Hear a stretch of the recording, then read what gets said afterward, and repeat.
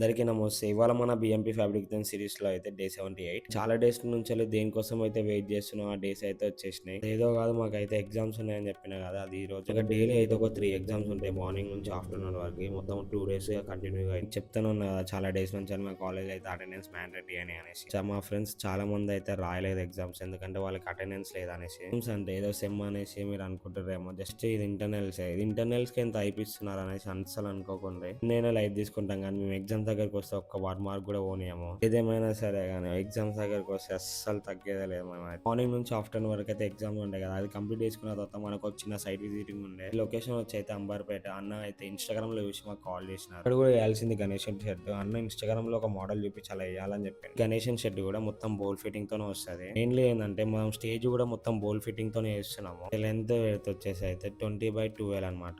Height అయితే 16 feet వస్తది. Slope అయితే ఒక 1 ఫీట్ వస్తది. 15 ఫీట్స్ అయితే ఓవరాల్.